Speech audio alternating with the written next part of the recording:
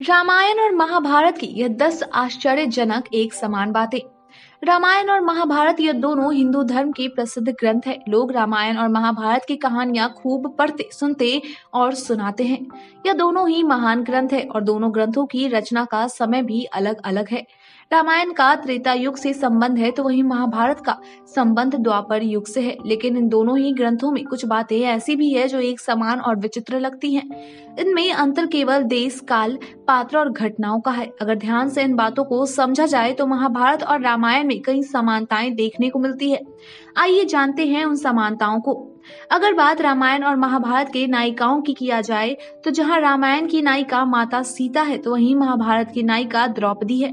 इन दोनों की सबसे बड़ी समानता यह है कि ये दोनों ही अयोनिजा है, अर्थात इन दोनों का जन्म माता के गर्भ से नहीं हुआ था। सीता देवी का जन्म जहां भूमि से हुआ था वहीं द्रौपदी अग्निकुंड से प्रकट हुई थी। द्रौपदी और सीता दोनों को ही देवी लक्ष्मी का अवतार माना जाता है। अब बात अगर रामायण और महाभारत के नायकों की जाए तो वो भी दिव्य पुरुष थे।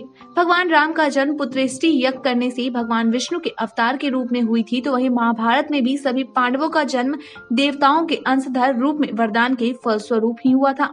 महाभारत और रामायण की कथा के अनुसार पांडव और राम दोनों ही अयोनिज थे।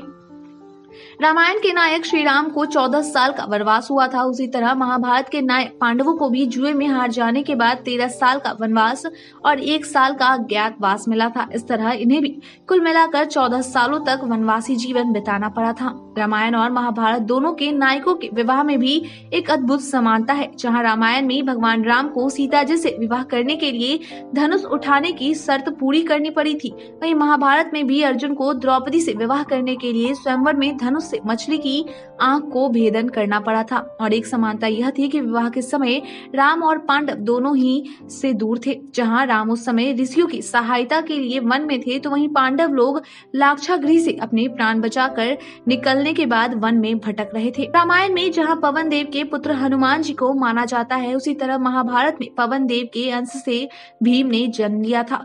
वे दोनों ही बलशाली कहलाते हैं और दोनों ही गदा युद्ध का कौशल जानते थे।